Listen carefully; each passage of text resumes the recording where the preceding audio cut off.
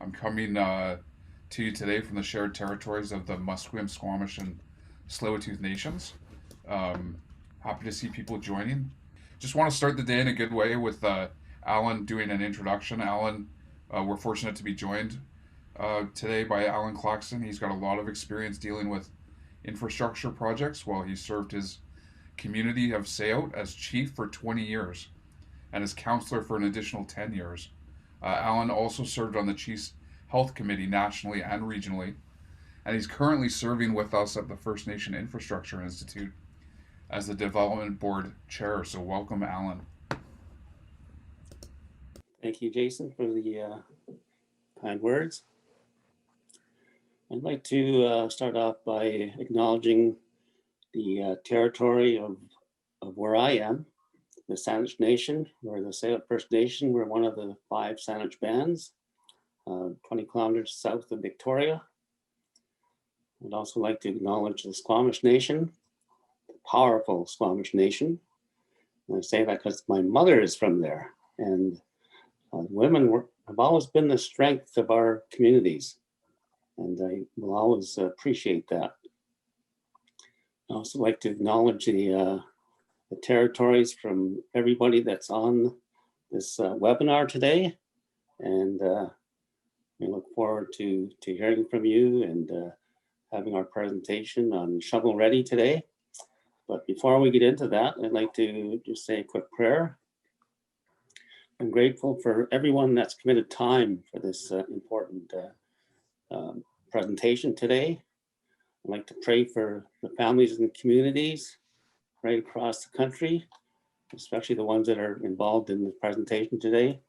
And for those from the very young to the old, because of the pandemic that we're going through. So I'd like to pray that we all get strength to see us through this pandemic, both physically and mentally. And it's been very tough on our youth, and especially our elders, because we've lost communication with our loved ones. So we just ask for the strength to carry on, and let us pray for the frontline workers that are committed to keeping us safe. And for today, give us all clear minds and a open heart to receive all this information today. So, Haichka CM, thank you very much. And with that, we'll just get right into the presentation on Shovel Ready. Jason. Great, thanks, Alan. And yeah, welcome again to the second of 5 of our webinars that we're holding on in our Shovel Ready series. We put this series together because, like Alan mentioned, now in the time of COVID, it's hard to gather the way we used to.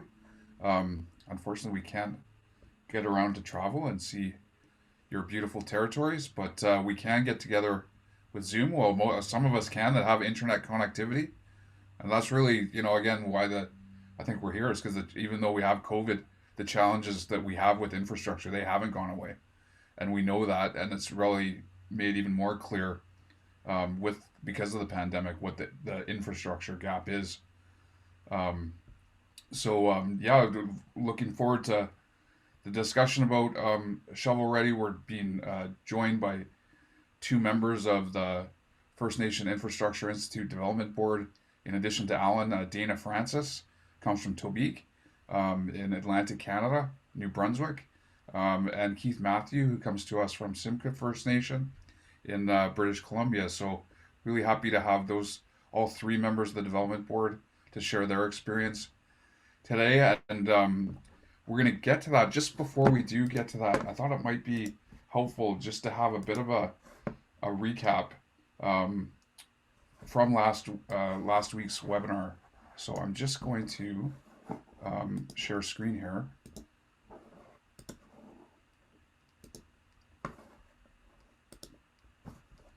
And hopefully you can see that. Is that coming through? Somebody give me a thumbs up there if it is. Yeah, okay, cool. So this is, last week we talked about, shovel ready. This is a term that I know maybe you read in the paper a lot about shovel ready projects, especially during economic downturns. We hear a lot about investments in infrastructure as being a good way to have an economic recovery strategy.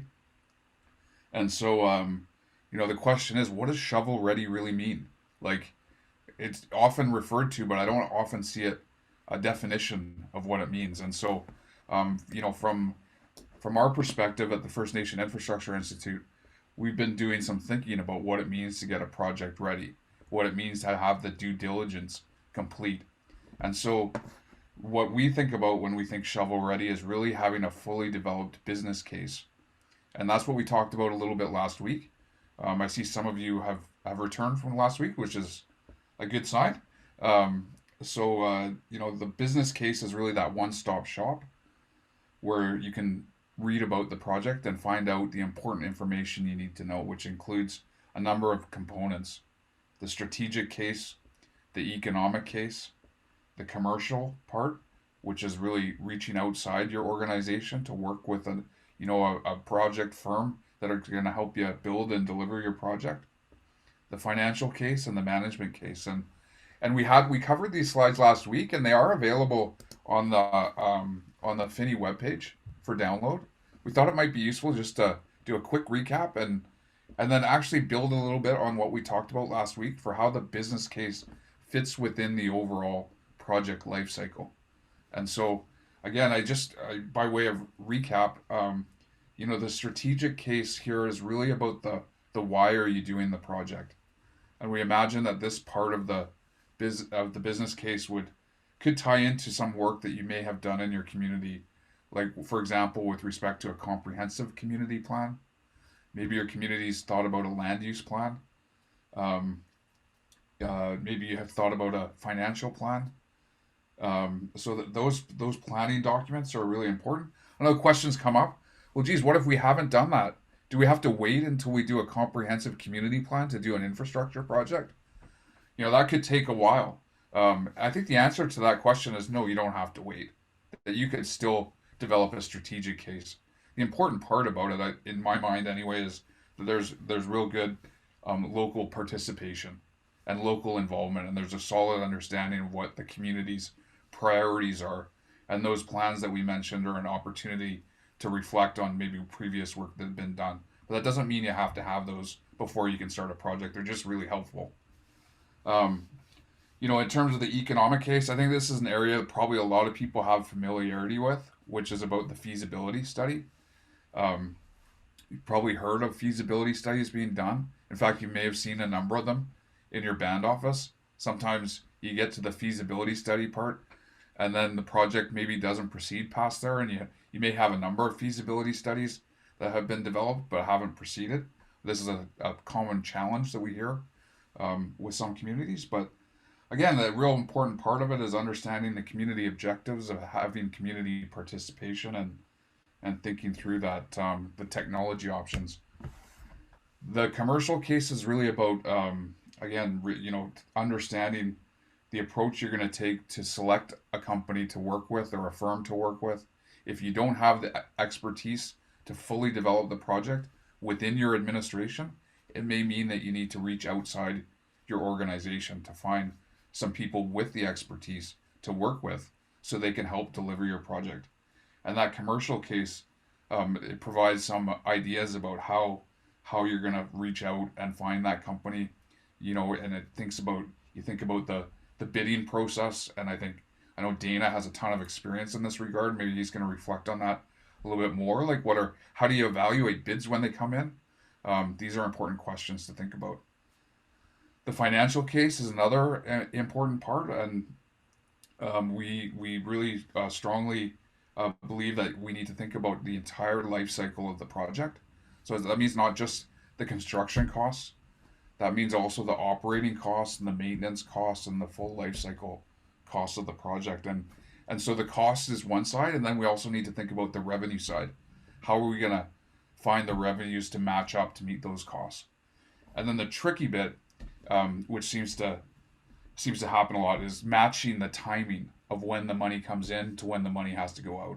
And so having some financial tools available to be able to do that is important. And last but not least is that management case. And that's really, again, how is the project going to get managed from the construction through to the operation and maintenance? So you're going to have local participation. What is the role and responsibility of your local water operators? Are you going to have some support from some outside firms to ensure that that operation and maintenance is going to get done? What kind of training and skills development could be available? So those are all parts, I think, of the management case. How is the community going to be engaged throughout the process? I'm sure there's going to be lots of questions membership are going to have about, what's happening with this project. What's the fee, how is it going to, what kind of construction is going to happen and where potentially, if that's, if it's, for example, a water system. So being able to manage that as well, really important. So again, just as a quick recap, that's kind of like the different parts of the analysis we think are important to have a project to be shovel ready. And that shovel ready business case is an important part of the life cycle of the project. Um, the This slide is sort of thinking about the context of that business case within the overall life cycle. I know there's a lot of boxes in this slide, but it really, if we simplify it to think about 4 steps, there's really 4 steps to the life cycle here. The top one is about the project identification, and that's thinking about the type of project you're going to develop. And I see from the survey results that there's a number of different types of projects you have in mind for your nations. I think again, we're going to post those survey results eventually into the chat box, so you'll have a chance to look at them. Um, and also the people who are going to be involved in the project. Who is going to be involved from your nation, from your council, from your finance department, from your public works department, or how is the community going to be involved? So are you going to have external advisors involved in developing the project throughout? And what are the roles and responsibilities associated with that? That's a really important part. I think maybe we're all like familiar with feasibility studies, but doing a little bit of that pre-planning of thinking through not only who's going to be involved, but how are decisions going to be made about how to proceed with the project. These are all things that can be thought about maybe even in advance of the feasibility study and are really going to help smooth the way along the path. And maybe those are some things Keith might be interested in reflecting on at some point, after I just finish this, just about people who are involved in the project, right? Then, once we have roles and responsibilities, we're going to build that business case. And then once the business case is developed, we're going to want to, have the financial plan and the funding lined up for the project. Some of which could be Government of Canada funding, some of which could be own source revenue. And once the funding is lined up, then we're going out to find a company or a firm, if we don't have the expertise in house, to work with through this procurement phase, which could involve a request for proposals or a request for qualifications. And again, sounds like probably these are terms you're familiar with, the tendering documents, and getting the bids in and reviewing the bids and determining which company you're going to want to work with. And then moving on to the implementation and operations phase. Again, I know we've been talking about this picture a few different times, and one of the comments I heard recently was, it looks like all the work is just up front, and it doesn't look like there's very much work once you build it, when in fact the real work, probably the lion's share of the life cycle, happens after construction. So there's a long period of time here, hopefully, after construction, which is at the bottom of this picture, which you're going to have important work that you need to think through. So again, it's interesting to think through the different aspects of this. All this to say that there are a lot of pieces of work that can be done to support the successful delivery of a project that you have in mind, whether it's water, whether it's health, whether it's internet, whether it's education. There's a lot of different types of projects, but some of the elements of the planning process could be similar for each of those types of projects. And that's kind of part of the reason why we think Finney's a good idea, because geez, there's a lot of work that is happening already within your nation, within your administration. You're part of that work, and having an additional project, which is to develop this new capital facility, this is an additional workload, and it's complicated, and maybe it doesn't get done regularly because hopefully these assets last for a long time. So, if there were some technical supports, if there were some tools, if there were some templates that would help to do the projects in a good way, that would help, and that's what we think. Finney should be about. So I'll stop sharing screen now, and sorry, here we go. And thank you for being patient as I go through those slides. But I think that's maybe a helpful context just to think through some different parts of the project, and yeah, and why maybe having an organization that supports that type of due diligence to be done would be helpful. So stop talking now and ask Alan and Dana and then Keith if they maybe have a few thoughts about flowing from last week and this week, talking about how to get your project shovel ready and what are some important aspects to it. So Alan. Thank you, Jason. I'm just thinking back to when I was first elected chief when I was a young man at the time, and I went to regional meetings, and I ended up hearing this fellow named Manny Jules speak. And I thought, oh, he's talking about a dull project subject like taxation, but it's very interesting. So I invited him to my community, and then not long after that, we implemented property tax. And people may ask, why would you want property tax in your community? Well, it was already there. The municipality was collecting taxes off us with the development we had in place, like the mobile parks, the White Spot, the McDonald's, a couple of hotels, a gas bar. So then the process began where we began to negotiate with the municipality. And I put one of my council members as the lead in the negotiations because I wanted to kind of step back. And the negotiations got to a standstill. So I called a timeout, and I called my team over and I said, ask them what services they are providing. They didn't have an answer. It was just free money for the municipality for themselves. And so we soon took that over, and we collect the property tax here. And then years later, we got into the GST, and we developed our own tax law and opted out of the GST and into our own say-out tax law.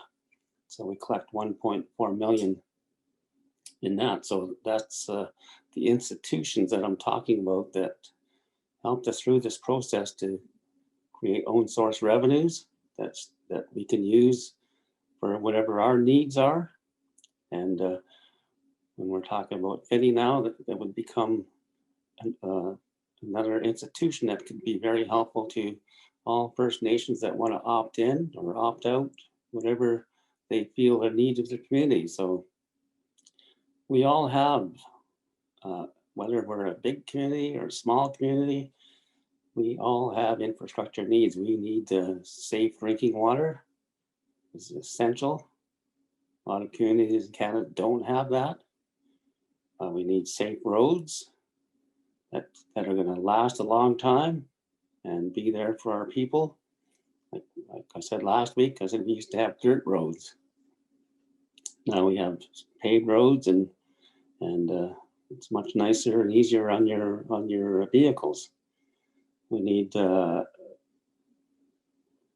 community facilities, and we have a lot of that in SAO because of our institutions that helped us achieve these goals. Like it was Fiscal Realities that helped us get our gymnasium and our health facility, but we always need other facilities for the youth, for the elders, for what have you, whatever the communities deem as their essentials. So I really won't get too much more into that, but we sometimes we think we're shovel ready, but we're actually not. So that's what Finney can help communities get to, and it's exciting, and I'm very, very happy as a former chief to see where we're at now. So with that, I'll pass it back to Jason. Great, thanks, Alan. Yeah, and so appreciate that. I know SAOT has been a real early adopter of using different tools and thinking about how, what tools are in the toolbox right now and what tools could we add to it to provide the right things for our community. And it's an interesting example of you actually asking your local government who is supposed to be providing the services, what services do you provide, and they can't tell you because they're not providing the services. So that's a real good argument for, you know, why do nations want to assert their jurisdiction and provide their own infrastructure so we actually get the services that we need, right? So that's a great example, Alan. And I just want to provide an opportunity for Dana and Keith to say a few words here, and then I think really open it up for some interaction. If you have some, we can have some more Q&A. But we're really happy to be joined by Dana. Dana has over 25 years of experience with construction groups and is a senior partner with Red Island Contractors, where he provides professional advice to clients that have project ideas and need help navigating through these various stages of taking a project from an idea to completion. So really happy, Dana, you can join us, and look forward to your comments.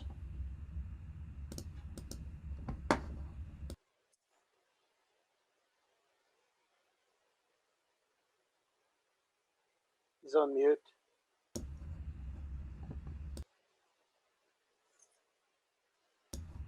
Oh, Dana, you're on mute. Can you go off mute?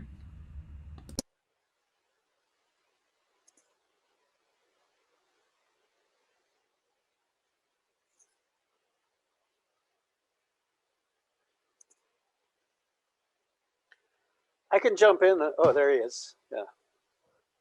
And that just about completes my discussion. Thank you.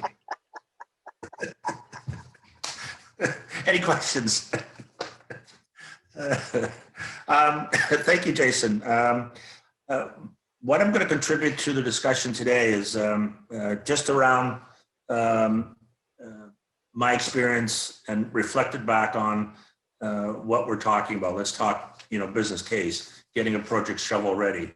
One of the earliest or one of the latest projects that I was asked to get involved with was to do with the youth council in my home community. We're looking to create this the sports recreation park, and apparently they had kind of meandered their way all around the place for a year, and so the chief asked if I would come in and give them a hand, and I was very pleased to be asked. And some of the things I'll mention here in a short order will tie directly back to what Finney sees as the steps required to take you to a shovel-ready project.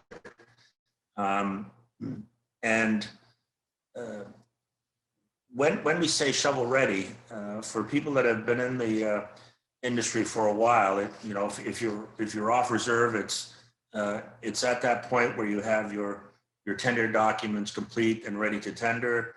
You've got your zoning and your permits all lined up, and your financing is all set, so that if you were to pull the plug tomorrow or flip the switch, you're good to go out to tender and start constructing. Shovel ready on a reserve doesn't require, well, in almost all cases, doesn't really require the zonings and the permits, unless that local government has brought those regimes forward from their comprehensive community planning exercise. So it is a bit easier. But back to the beginning, the strategic case, that's essentially when you come onto a job like the youth council, and you want to kind of put some organization to getting it rolling. And so you look at all the stakeholders. Obviously, the chief of council is going to be involved. The youth council are going to be involved, and maybe, a few other groups might be involved. It's important that you create, if you don't go through a charter and that whole formal process, it's important that you create a development team. And this development team is, the exclusive focus is this project. And that team is all rowing in the same direction. They're the group that you'll always come back to update, get answers to, project questions, and you move forward with this group. When you get into the economics case, you want to kind of draw out all their fantastic ideas. Like there's a skate park, there's a splash pad, there's amphitheater, there's a ball diamond, there's a track and field, whatever comes out of their mind. If they want a sandboxes or whatever they want, they're being creative. So you bring everything and you throw it right on the board and you say, okay, let's organize all these thoughts and let's bring in some structure to it. And that's essentially the beginnings of working through your feasibility plan. And that comes through on the economics case. Once you've gone through the feasibility plan and you've come out with a high level pricing for your project, and you have some preliminary drawings that stirs up excitement, because that's when they go on to they get posted on the walls of the youth center, they get posted in the band office, and then it starts generating buzz and excitement, and so that carries you into your next step, which is the commercial side of things. From there, from the feasibility or the economics, you want to start the hard work, which is the engineering and the architectural work that refines your cost and all your technical specifications, and so that you could eventually get to a tender-ready document. So you work through all these aspects, and you go through many versions of getting that package, right where everybody's happy about it. You figure out, okay, what's the important aspects of doing projects in your community?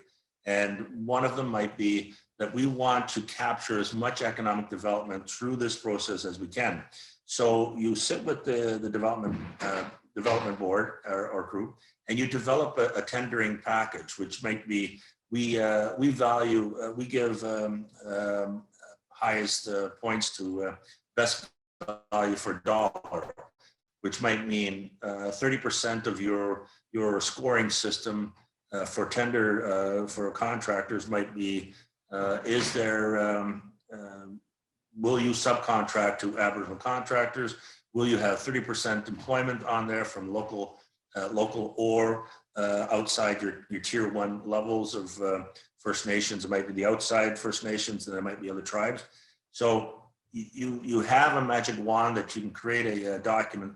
When you do go out to tender, these contractors normally aren't prepared for that. They're looking at bottom line driven projects. So when they get these documents, some will wobble, but most that see the value in it will step up. So in the financial case, you're actively putting together the financing for not just the architectural engineering. You're putting the costs together for all your capital, all your O&M. You're figuring out how you're going to pay for all these things, all the revenue streams coming back, and then you get into the management, which is pretty much self-explanatory. That's ensuring that all your governance systems are in place. But at that point, you should be at tender-ready documents, meaning that you could go out to tender to a contractor at that point. So that is shovel ready. So I hope I didn't bore you. I hope it was relevant. That was awesome, Dana. Hey, you know what? I love the discussion about the tendering documents, and you mentioned, about some different requirements in there. Is it possible for you to sort of expand a little bit on some of the different things you've seen?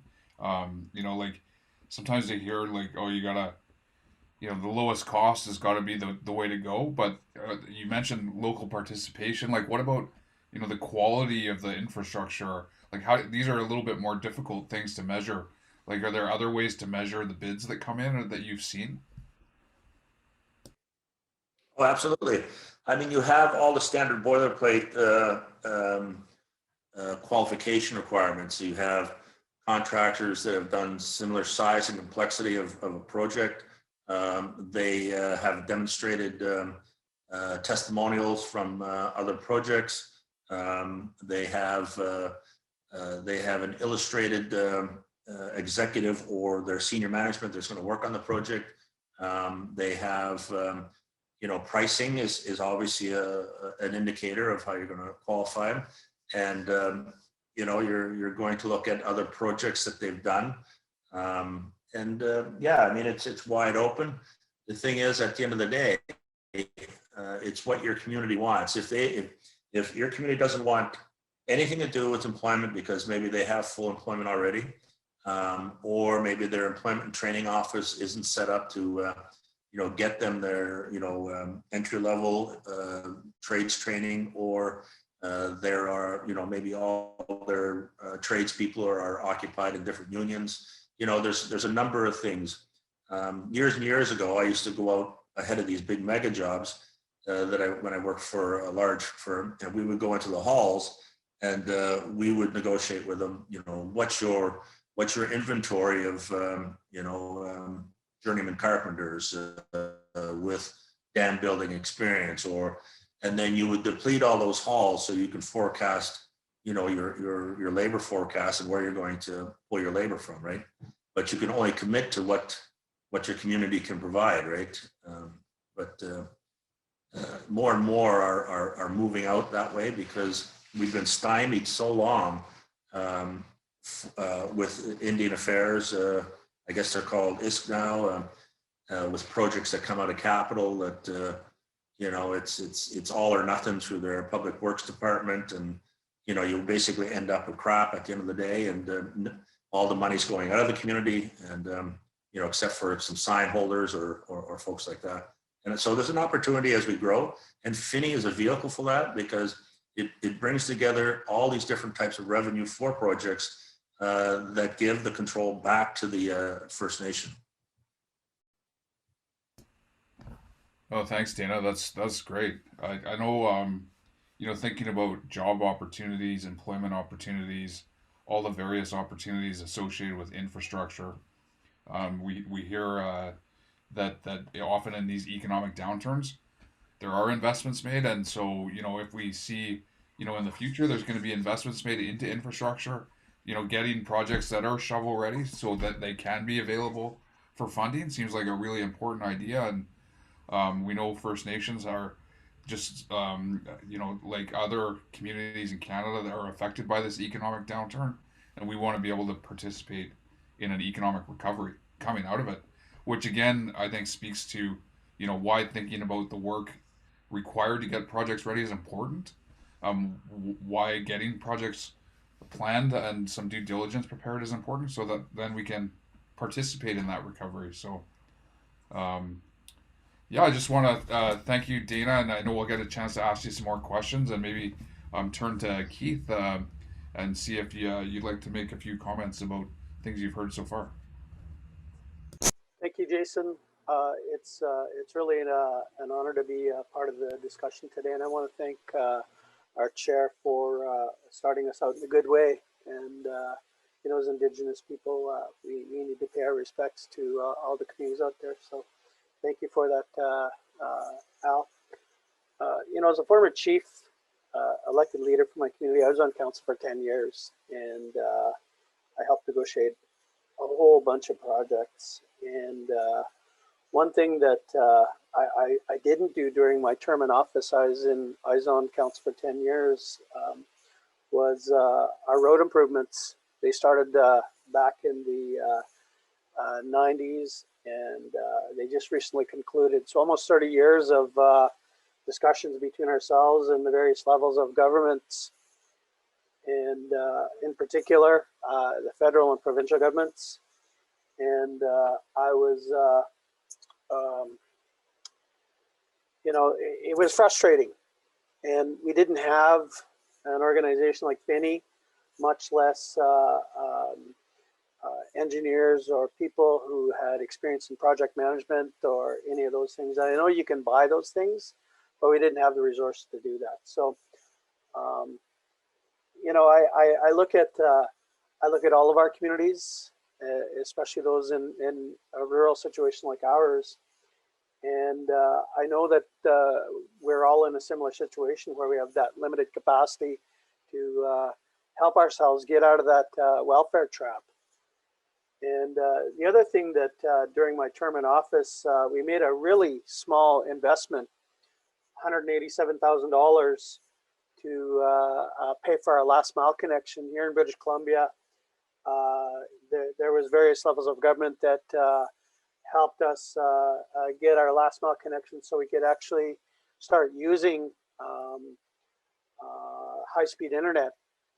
And we used microwave home from site to site, and that small investment allowed us to get into the area, and it allowed us to begin discussions about putting fiber into all of our homes. So we've got fiber in our homes right now, and it really helps us in terms of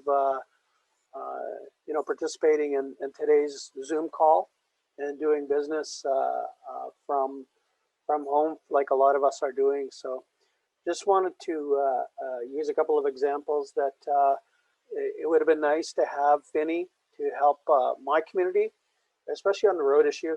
I know there's a lot of other professionals on the call, like John Dumbrell and Dana and other leaders who have similar experiences, and we want to help change the infrastructure deficit. That's why we're here today. So just want to thank everyone for being on the call today, and keep my comments brief. Thank you very much. Have a good day. Thanks very much, Keith. I just sort of posted the results from the poll one into the chat box there, and there's water projects planned, there's health projects planned, there's education projects planned, roads.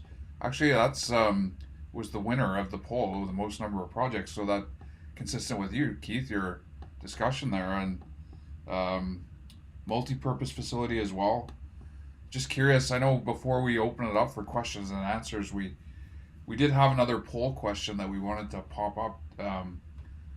Davis, I don't know if it's possible to pop that one up, but now that we've had a chance to talk about the project life cycle, and you've heard, through the slides, and from Dana and from Keith and Allan about the different pieces of work required in the different steps of the life cycle. Curious, out of the projects that you mentioned, where your project kind of sits in the project life cycle, sort of the early part, project identification, roles and responsibilities. Are you've established your project team, you're more into the business case now, getting those different pieces of due diligence done.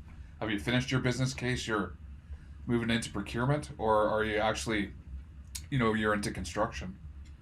So we'll maybe leave that up and maybe pause here. I know we have some time open just to have a bit of a open question and answer. See if anyone has any comments about any of the things that have been said so far, or questions to any of our panelists.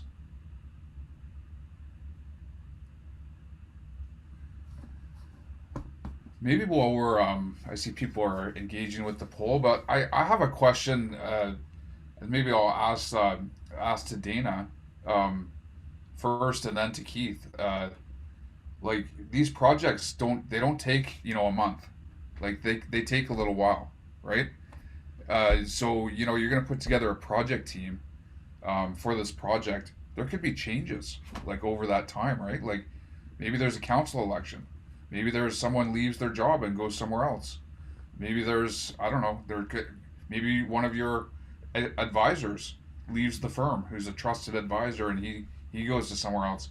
Like, have you seen these things happen over the course of a project life cycle, and how do you build a team to withstand, the kinds of things that can happen if your project can take 2 or 3 years? So this is not an easy question. Sorry, Dana, I didn't want to put you on the spot, but I know these are probably challenges you faced throughout your work, right? You're on mute there.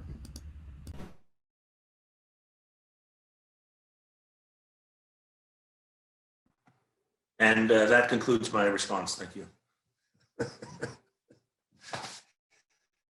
Yeah, it's a really good question, and it's one that has true implications on your project.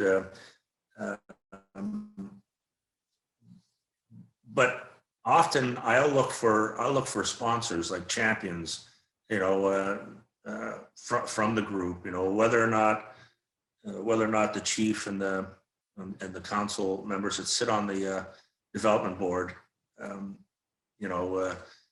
are unsuccessful in the next election, and your project still rolls on.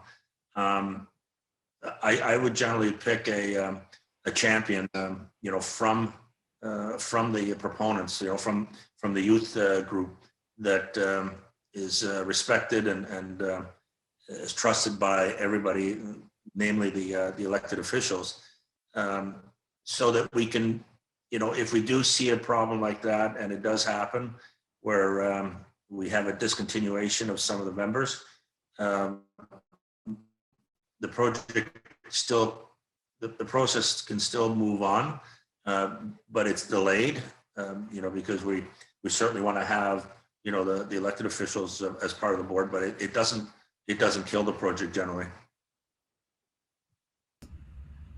Well, that's great. I know. I mean, I guess when we see that's I guess maybe an advantage of addressing things that have been uh, identified through something like a comprehensive community plan that has a lot of community engagement and input into it.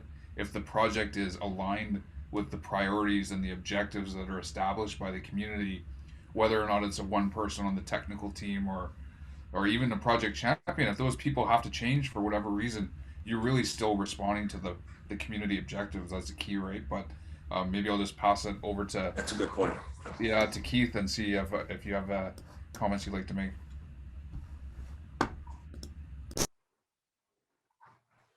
Thanks, Jason. There isn't a heck of a lot you can do about changes in and your elected leadership. And typically, if there is a change, you're going to have to make sure that you keep really good notes so you can brief the incoming council and try and pick up where you left off.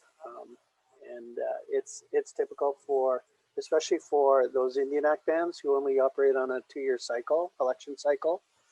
And you just have to be meticulous in how you advance it, and in terms of getting community support and stuff like that. So making sure that your team understands that change is always going to happen no matter what. And you have to build that into your planning as well. So thank you very much. I appreciate that, Jason.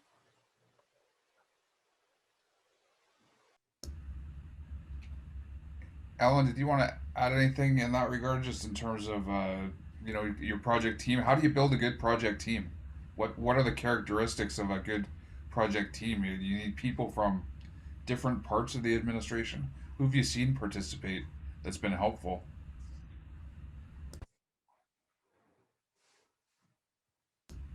Oh, you're on mute there, Alan.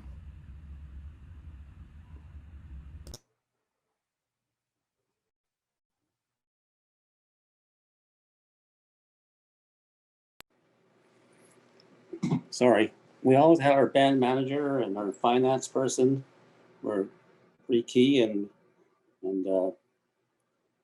myself was always in the background. I kind of kept out of that stuff, but was there to support. And also, you also had your consultants, your engineers, depending on what the project was, and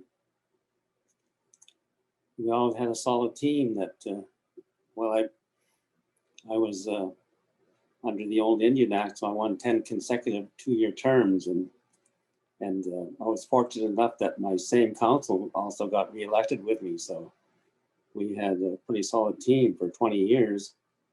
And they were also key in supporting everything. So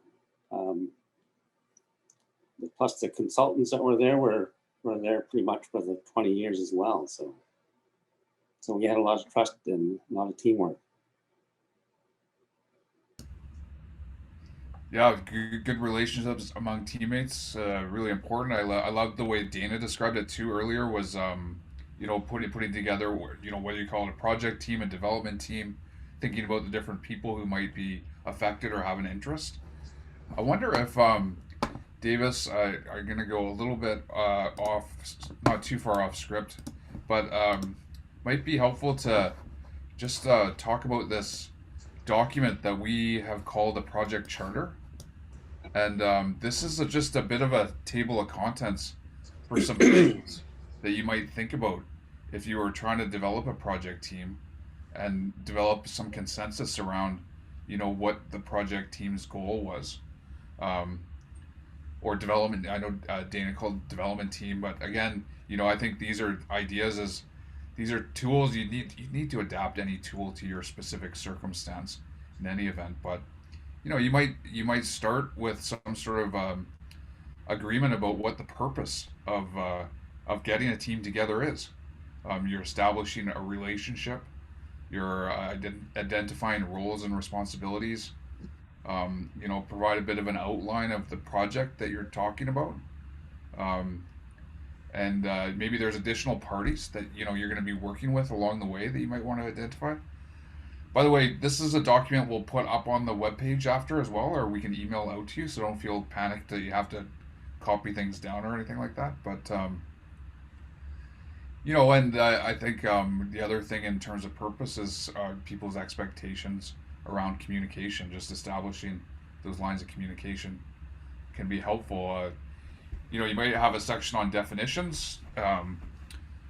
Probably a section about the project overview, which could provide a little bit of background about the project and the scope and some of the rough timelines that you have.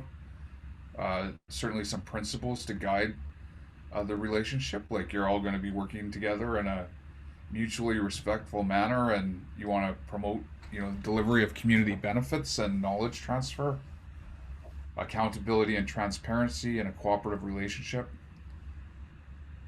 And we in this version of it, we've got down here some key parties and the governance. Not just okay. Well, there's First Nation involvement. It's like okay, well, how are chief and council going to be involved? Is there a senior administrative officer? What will her role be? What about the technical team members from the nation? Is there a water plant operator, for example? Is there a public works person that would be involved? We've also got a section in here. It could be a regional indigenous organization you're working with, and what would the roles and responsibilities of the different parts of that organization be?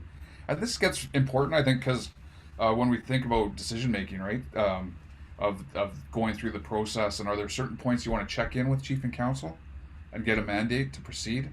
Are there certain points you want to check in with maybe a board of directors of a regional organization to let them know the milestone you're at and the mandate to proceed? Maybe that might have a link to funding, for example. And we've included here the First Nation Infrastructure Institute. If a First Nation chose that they wanted to work with Finney, what role would Finney play in supporting the technical work here? So roles and responsibilities, an ethical framework, really we mean about conflict of interest there, identifying if there's any perceived or real conflicts, and communications and disputes. So I just share that as maybe a sample, of an approach that might be helpful to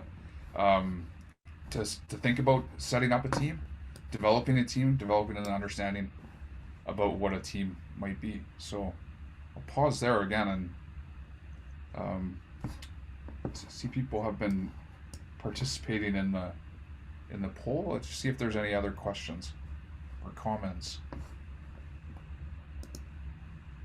Feel free to just unmute and speak. This isn't this is a meeting, a Zoom meeting, not a Zoom webinar, so you can just unmute and ask a question if you felt like it.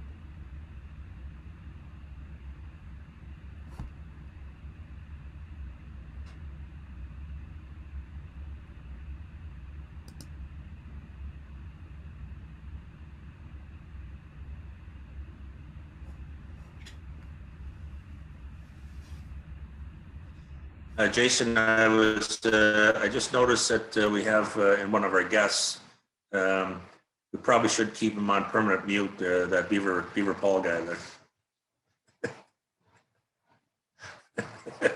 Hello, Beaver.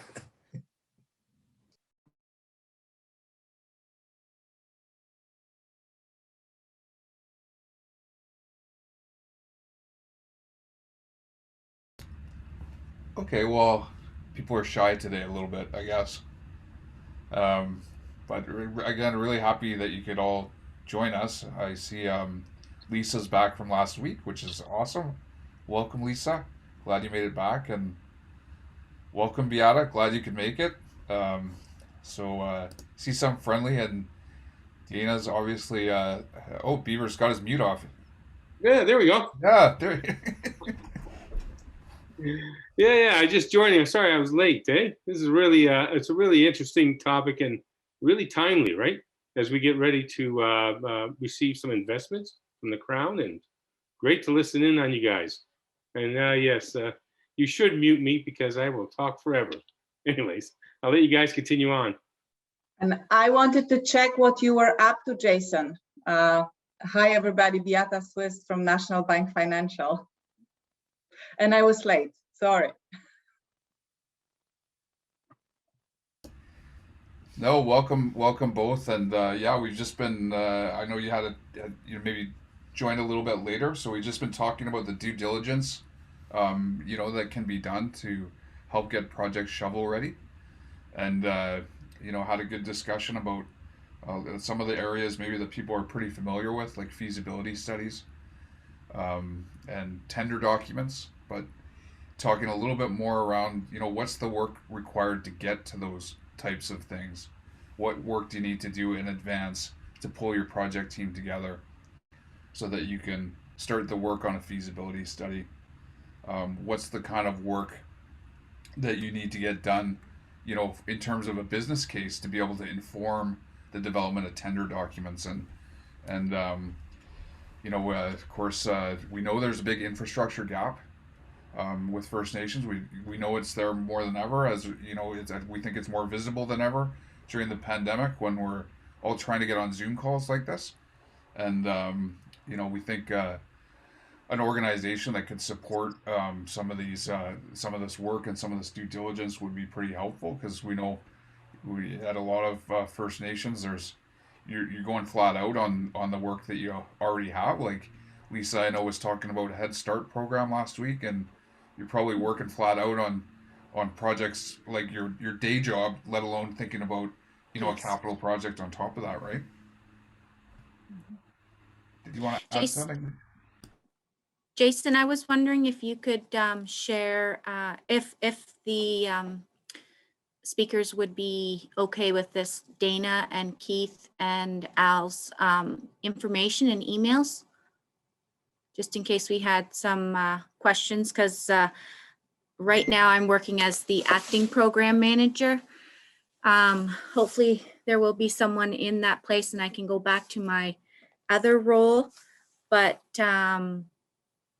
I still am really excited about being a part of getting a new daycare facility for this First Nation of ours here, and seeing it from start to finish, and it's always good to have ties with other people that you've connected with, and experiences that they can talk about, and that can help guide you or give you information that instead of people having to reinvent the wheel, I guess you could say. And as First Nations, we pride ourselves in sharing information with other First Nations. has been my experience. Thank you, Miigwech. Thanks very much, Lisa. Yeah, no, we're happy, certainly happy to do that, and I think we're all connected now by email, so we'll for sure respond. And I know I was sort of sharing the project charter outline, and I think what we'll do afterwards is follow up with by email with you to provide a draft of that if that's helpful too. So see Keith's just in the chat box there sending his coordinates as well.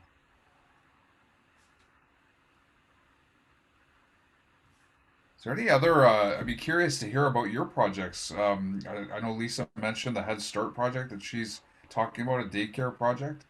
Are there any other people that would like to talk about, where their project's at in the life cycle, or some challenges they see and moving forward? Or Lisa, if you'd like to as well.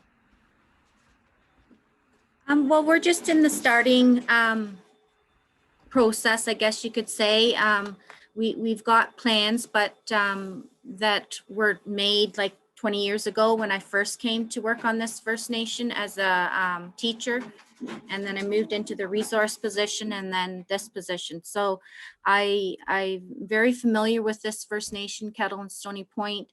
I've been a devoted employee to this First Nation. I live not far from here. I went to school with a lot of the families that I've worked with in the past. And, just being able to be all under one roof instead of two roofs in different places so that everybody can feel that togetherness and be a part of the everyday, goings on of the organization. And don't do it. Okay, go ahead. And someone was going to photocopy. I didn't want the photocopier going on. And so I'm really excited. I am really swamped with just because of COVID, and having to do several jobs, wearing several different hats. But I keep encouraging Chief and Council to that we need to get this on the radar and start moving forward. I've accessed some funding for it. As well for those beginning stages. And so I'm pretty happy about that. And definitely I'm going to bring this organization's name up to our Chief and Council and to, and I think Jason, you had said you had worked with Kettle and Stony Point in the past on projects. And so I'm sure they're familiar with Finney. Yeah, no, that's right, Lisa. We've had a chance to talk about the water project, so I think that would be great. Is there any or sorry, Lisa, go ahead. And I feel there's been a lot of expertise here and information shared. So just taking it back to our community and just giving them some of the names and connections, I think will, hopefully maybe in the next year get started on this project. Great, thanks, Lisa. Miigwech. We'd love to hear from you. I know you were teasing us earlier a little bit, but Yeah, there we go. Yeah. I work with Dana, of course, right? And one of the projects working on is a 20-unit apartment building through CMHC's co-investment fund. It's we've done all the preliminary assessments, and the project in our mind is feasible, is viable. And now we're at the point where we're going to take it from concept, all right, to design, schematic designs. So we've applied to CMHC for some seed funding to engage all the experts to assist us with the architects, the engineers, and then engage the Chief and Council with allocating a parcel of land that is optimal for the site. So there's a lot of work involved. However, we'll be busy through the spring, all right? And we do expect to receive some support from CMHC. Probably not all we ask, but it'll be enough to get the work done. Yeah. So that's one of the big projects going to preoccupy us for a while in terms of, in addition to the sports and recreation park. Well, that sounds really interesting. So is that so that would be on a First Nation that's would they have a land use plan in place? Would they have to designate the land to get to sort of like you say to allocate the parcel so it can be used for that particular use? Well, typically you would think that, right? Yeah. However, what we're going to use is a local T lease. Okay. Right, and then the lot will be CP'd. Okay. Both Dane and I are band members, right? So, you know, one of us, or it could be a co-joint type of tenancy for the CP. But the CP, that'll the local T lease will allow us to put in place a OPCO, all right, to coordinate all the construction and then operation of the apartment building.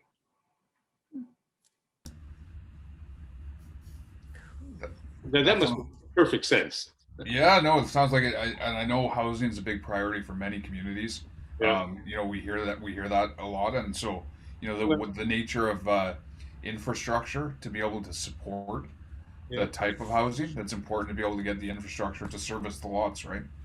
Yeah. Well, what's unique about this project is that we have 4 different sites. One that has municipal services, the others don't. So, within our project design, we're going to have a production well and a septic tank system, right? Wastewater system. That will be part of the project. So it'll be autonomous from the municipal services in the community, because where we would like to put it, the municipal services are not there. All right. So that's an additional burden onto the project. But the unique aspect of the project is that it doesn't require the band to guarantee the project in any way. So there's no contingent liability that appears on the band's financial statements. We simply, what happens is that we assume that liability and as private investors. So this mechanism is, we're really taking our time to look at the opportunities for others to come in and invest in on reserve projects. And this is medium density type of structure, multiple residential units. So it's something new. In Western BC, they have these type of arrangements, but it's something new in Atlantic Canada. So we're pretty excited about it, and it's taken a lot of work because it's all new. So, well, but Dana's had some experience with it out west. So. Great, thanks very much, Beaver. No, that's super interesting project, and like I say, I think sounds like we what we have heard, I think, in our discussions with different First Nations is the desire to have areas for housing, the demand from members to move back home, so what's the way that the nation can support that in different ways, and what are the different options for housing and for infrastructure to support that housing? So I think to the extent that there's more options and more opportunities, that's going to be a positive, right? Well, I have great granddaughters, so and I have grandchildren, and they're having a difficulty finding housing on the reserve, and it's sort of it's become a bit of a passion to find the solution so that they can find housing independent of the chief and council, which is what I think should be the case. Very, very interesting project for sure. I see we're coming, guys, up to the end. We have a couple of minutes left here and have a couple of last comments, but maybe provide one more opportunity if anybody else wanted to provide a question or comment, and then I've got a couple of housekeeping things. Then maybe turn it to Alan for some closing words. So anybody else like to make a question or comment? Jason, it's Keith here. You know, what Beaver was talking about, it's not widely understood how we go from feasibility to or I don't know what the proper way to mention what you just talked about, but building opportunities on the smaller communities in terms of housing outside of social housing. You know, that has to be something that we can all share, because in my community, we're faced with the same problem that your grandchildren. We have tremendous opportunity with our development corporation. I chair it. And our problem is there's no rental housing on reserve.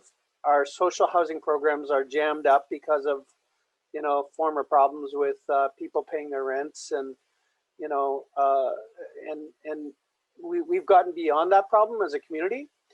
And we've got the market-based housing on reserve, but that's not unjamming the shortage of housing. So, you know, our development corporation, we've got over 140 employees. We're going to net 30 million this year.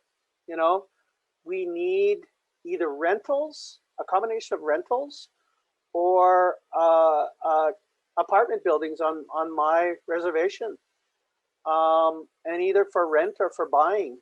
And it's a real serious problem, because we talk about, you know, communities that want to bring back people, you know, with the brain drain that occurs. We educate our young people, and there's no place for them to come home to, because our social housing stocks are filled up to the brim, you know, and sometimes overcrowded.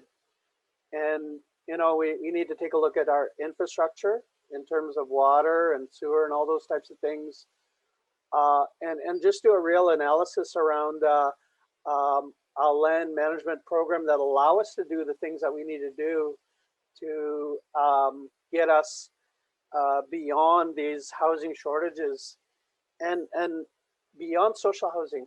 I think there's a place in our communities for social housing, but not as our first resort. You know, I've got my own mortgage.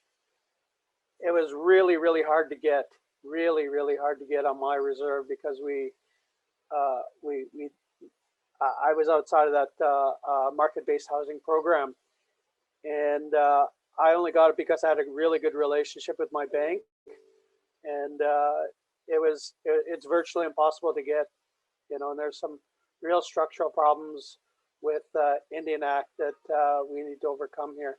So thank you for that, Beaver. Really appreciate that opportunity to listen to you and some of the solutions that you have out east.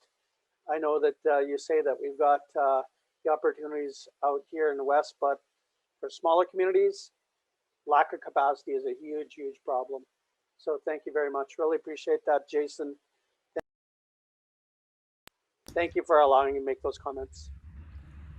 Thanks so much, Keith. And yeah, thank you to everyone for your participation today. You know, this was the second in a series of 5 webinars. Next week, we're going to take a break. And the reason for that is because there's a national meeting next week of the First Nations that have opted into the Land Management Act or the Fiscal Management Act. That meeting's called First Nations Leading the Way. And there's a website, actually, you can go and have a look at. Actually, Davis just put it in the chat box, the link there. So those yeah, have a look there. Finney's going to be presenting at that conference on Thursday the 18th. So we'll be back the following week, though. And, you know, I think we're going to be back talking a little bit about, you know, that procurement, those tendering documents and things that Dana talked about today. We're going to drill a little bit deeper into that, some of the different models that are out there, some of the different ways to approach reaching outside your organization to find a company, some of the different ways to evaluate the bids when they come in. And so we encourage you to come back on February the 25th, and we'll send out a reminder email with some links there. So, and as always, if you're looking for stuff about Finney, you can find it at fnii.ca. We do have one last poll, which is the sort of feedback poll we'll put up. And maybe, again, thanks for attending, and pass it back to Alan for some closing comments.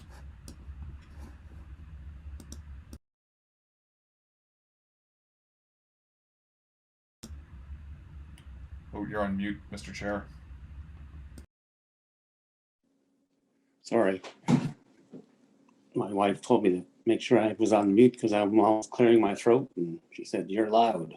So anyway, thank you, Jason and Davis, for coordinating this meeting today. A lot of work went into that, and thanks for everybody's contribution today. We need to continue to work together and support each other, especially through this pandemic, and keep in touch. And if you have any questions, call Jason or anybody else on the team, and look forward to the next one. So thanks everyone for today. And I feel very happy to be able to touch base with the different faces throughout the country, and look forward to the future when we become Finney becomes a real thing. So Hajka CM, thank you very much, and stay safe and keep moving forward. Take care.